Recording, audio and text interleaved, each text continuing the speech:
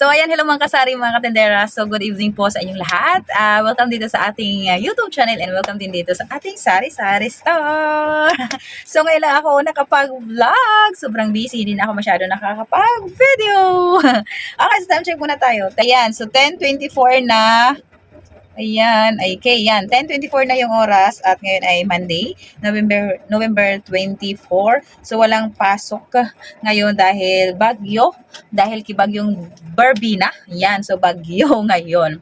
So ngayon lang ako vlog. Ngayon lang tayo nakapag-video. So, welcome dito sa ating Sari-Sari Store and magandang gabi po sa inyong lahat mga kasari ko na nanonood dito sa ating vlog. So, ako nag-video ngayon kasi may i-share ako sa inyo kasi may in-order na naman ako sa Shopee. Ayan, may i-unbox ako. Patagal na kasi ako hindi nakapag-order nito at naubusan na ako ng stock. Dami na kasi nagtatanong sa akin. Kung may na nagtatanong, kaya nag-order na ako. At ito pa lang yung dumating kasi yung iba na in-order ko ay hindi pa siya dumating. Kaya ito lang muna yung share ko sa inyo. Ito lang muna yung i-unbox natin ngayong gabi. So, close na kami. Kanina pa ako nag-close. Maaga ako nag-close ngayon. 7:30 pa lang kasi maulan. Wala na masyadong bumibili dito sa tindahan. Back na tayo dito sa ating i-unbox. So, sobrang mabenta ito kasi madami na naghahanap nito sa akin. Nabusan na kasi ako. Ilang araw na din ako nawala na stock nito. Kaya sabi ko mag-order na ulit ako sa Shopee. Kay Sis Lisel Dumdum ako sa aking kasari. Kay Sis Lisel Dumdum ako. Nag-order sa kanyang sa video niya kasi nakita ko na nag-order siya ng mga ganito din, itong mga gummies, parang mga gano'n, nag-order ako, nakita ko siya na nag-video, tas di ba may mga product doon sa baba, pag sila nagbi-video, may mga nilalagay kasi nila sa baba yung mga link ng mga in-orderan nila, pero itong shop na to ay matagal na ako nag-order kasi dito na talaga ako sa kanila nag-order, itong mga Lulu products. So sa kanila talaga ako nag-order noon pa kasi maganda talaga yung mga gamit nila doon kaya doon ako nag-order sa kanila. So doon ko naisip na bakit hindi na ulit ako mag-order kasi ang dami na naghahanap ng mga bata, dami na nagtatanong. Sayang yung kikitain ko kung wala akong stock, kung di ako mag-order kasi sobrang mabenta talaga siya dito sa tindahan. Mabilis maubos. Mayat maya may bumibili, araw-araw may bumibili, hindi lang yung mga bata, hindaga, ayan, medyo malalaki kumakain din kasi sila. Ngayon, malapit na mag-December, sabi ko, ibabalik ko na yung mga paninda ko na tinitinda ko na wala na ako. So, mag-order na ulit ako sa Shopee, tumitingin-tingin na ulit ako ng mga ibang paninda na idadagdag dito sa tindahan kasi malapit na nga mag-December, malapit na ang Pasko. Eto, meron din ako dito dumating kanina, halos kasabay lang sila, pero ito naman ay hindi naman to pagkain. Bukas ko na lang siya videohan. Itong aking na-order. Sa Shopee din siya, sa Shopee. Mura lang siya. Ito ay sa Pasko na talaga to. Sa Pasko na. Kailangan maaga pa lang nag-order na ako para mas makamura kasi baka pag sa anong pa tayo mag-order pag sa December na ay baka medyo tumaas na itong mga na-order natin. Hindi ko pa sa inyo sasabihin ngayon kasi syempre para surprise. Okay, sige. So dito na nga tayo sa aking i-unbox. Ito lang muna yung i-unbox ko kasi ito pa lang yung dumating. Meron pa to, kaya lang di pa siya dumating dito sa amin. Nasa city na siya. Pero walang biyahe kasi bukas kaya hindi ko yun makukuha. So, ito lang muna yung i-share ko sa inyo. Magulo lang yung magulo lang yung lamesa ko. Dito kasi to sa lamesa, nakapatong sa lamesa. Ayan, kasi nahirapan ako mag-video. Di ko alam kung saan ko kasi ilalagay yung aking camera. Yung aking cellphone para makapag-video ako. So, ayan, nakikita naman, no? Okay, so buksan na natin. Yan. Ay, nakatambay lang ako kay Ma'am Kunyang dito. Okay. So, ito ay sobrang mabenta talaga to. Dito sa tindahan. Dami na nagtatanong kasi sa akin. Kaya sabi ko ay mag-order na ako. Minsan nga may nagtatanong din sa akin kasi gusto nila bumili ng maramihan. Yung iba. Kaya, try ko ulit mag-order para pag may bumili sa akin ng madami, baka gusto nila itinda nila. So, iano ko na sa kanila. Ibebentahan ko sila ng mas madami. Ito yung hinahanap. Ayan. Wala pala itong topper. Kala ko ito ay yung may sorghum. Hindi pala siya. Hindi pala. Yung andun pala sa city, yung pala yung sorghum. Hindi pala to. So, kanina yung bata, tinawag ko. Nagtatanong na siya neto. Sabi ko wala pa. Tapos may mga nagtatanong na din sa akin na mga may tindahan. Nagtatanong sila kung meron na daw ako neto. Ayan. So dalawa lang yung in-order ko. Ayan. Ang ganda niya. Yan, gummy caterpillar. Pero tawag nila dito worm, gummy worm daw. Ayan, pero gummy caterpillar siya. Ayan, so dalawa, same lang sila, no? Gummy caterpillar. So ito ay 2.5 kilos. Bali itong dalawa is 5 kilos. So kaya dinalawa ko yung in-order ko. Kasi yung iba is i-repack ko. Yun naman talaga yung ginagawa ko. Noon pa nagre-repack ako. Dati sa tupper, sa microwavable tupper, doon ako nagre-repack. So ngayon, yung iba kasi ayaw nila ng may tupper kasi medyo mahal daw. So ginawa ko dito na lang sa plastic na lang. So yun ang ginawa ko, isa plastic na lang yung medyo makapal na plastic.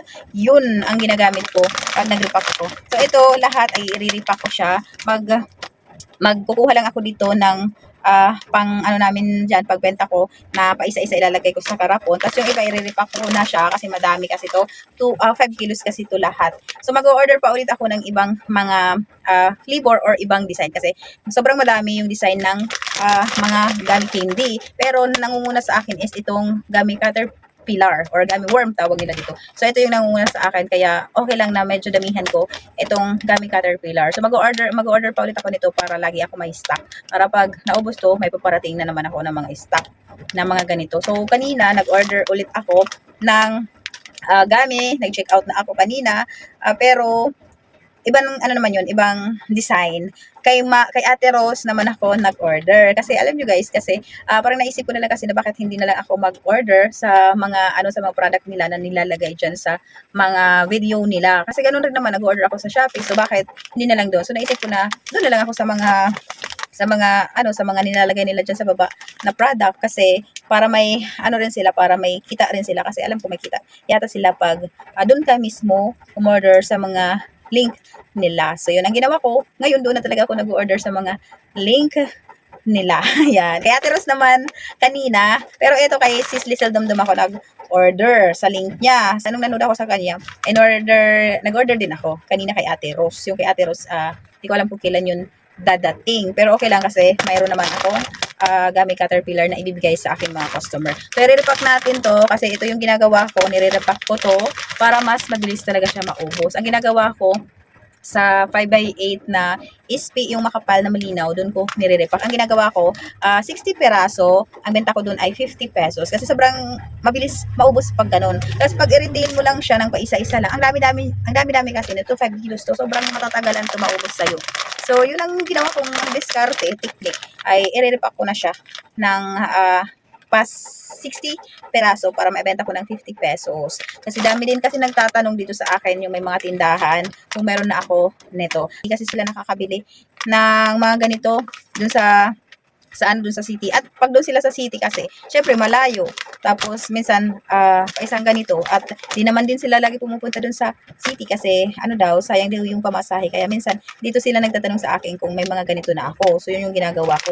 Kaya ako na lang yung nagre-repack. Sayang din kasi hindi siya ganoon kalaki yung kita sa pag-repack ng mga gamis. Mas makalaki pa rin yung kita kung i-retail mo lang to lahat. Pero mas mabilis naman maubos kung i-repack mo. So parang ganoon din siya kasi mabilis maubos pag naka-repack. Yan.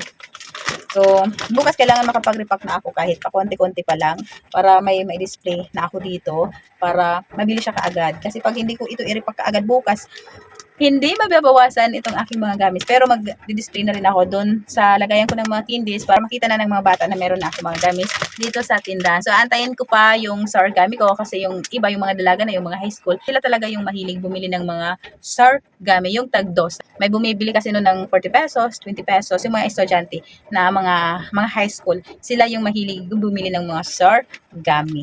So, ito lang yung share ko muna sa inyo. Nag-unbox lang tayo. Ito lang yung in-unbox natin ha, itong gummy caterpillar lang. 2.5 kilos yung binili ko. So, medyo naka-discount tayo kasi free shipping. Wala akong binayaran na shipping fee dito kasi free shipping sila. And ito ay nakuha ko lang ng 325 pesos. Pero kung sa city kasi ako bibili, medyo mas mahal. Kasi dati bumili na ako sa city, ang price doon ay 340 to 360 pesos. Depende sa tindahan at depende siguro sa design. So, mas mura ako dito kasi 325 ko lang siya nakuha dahil free shipping. Kaya lagi ako nag-aabang pag free shipping. Kaya lagi ko chine-check bago ako place order, kung naka-free shipping ba, kung makaka-discount ba tayo siya sa shipping fee. Maganda kasi pag free shipping kasi mas nakakamura pa. Minsan, mas lalong mura kung may voucher. So, yung in-order ko kanina, parang mas mura ko siya nakuha. Kasi ang laki ng bawas niya. Naging 260 na lang, yung 325. Chinek ko kasi siya, nagtataka nga ako bakit 260 na lang. Pero nung chinek out ko siya, nung finish order ko na siya, yung price niya doon is 325. Pero, kinumpute ko naman. So, sabi ko, kung 325 yung mga in-order ko, edi nasa 900 plus yung babayaran ko. Yung chinik out ko kanina ha, yung kanina, hindi po ito. Tapos, yung babayaran ko lang dun is nasa 700 plus. So, sabi ko, ay, ang mura. Ang laki ng discount niya. So, naka-free shipping pa nga ako. Tapos, may discount pa ako sa mga gamis. So, grabe. Ang ganda ngayon ni Shopee. Ang laki ng na-discount ko dun kanina. Sobrang baba ng nakuha ko na mga gamis, yung paparating, yung isi-ship pa lang kasi kanina pa lang ako nag-order. Ngayon ay November 24. So, kanina pa lang ako nag-order ng alas 7. Alas 7 siguro ako nag-order noon. Kasi nanood ako kanina kay Ate Rose. So, mababa yun, yung dadating na mga gamis, medyo mababa ang kuha ko noon. Then, yung hinahabol ko yung free shipping kasi malayo po ako. Summer area po kasi ako. Kaya, ang laki ng shipping fee dito sa amin. Kaya, yung iba, yung ibang items, hindi na ako nakakapag-order kasi ang taas ng shipping fee. Kaya, yung mga walang shipping fee or yung mga konti lang yung shipping fee na kaya kaya mo ibenta dito ng mas mura. So, yun ang aking mga chine-check out. So, next time, yung mga orderin ko naman sa Shopee or kung saan man app, ay yung mga laruan naman. Kasi magdi-December na. Babalik ulit ako sa pagtitinda ng medyo yung mga laruan, yung mga pambata. Yung mura lang, yung tag 5 hanggang 10 pesos. Kasi yun lang naman yung afford ng mga bata, yung mga 5 to 10 pesos lang. So, yun ang i-orderin ko. Sa susunod, abangan nyo yung mga vlog natin kasi mag-order na ako ulit ng mga yung mga pangbata na, yung mga laruan candies para dito sa tindahan kasi December na. So, ito lang muna yung ating share ngayon. Ang haba ng aking sinasabi. So, maraming salamat kung hindi ka pa nakasubscribe sa ating YouTube channel. Ayan, subscribe mo na yung channel natin at palike and share na rin ang ating video para mas madami pa yung mag-subscribe at manood sa atin. Sana maka 1K na tayo dito at sana ma-monetize na rin tayo dito. Maraming salamat sa inyo. Happy selling sa lahat ng ating mga kapwa kasari and good evening, good night na rin po sa inyo. So, thank you for watching. See you sa next vlog. Bye-bye!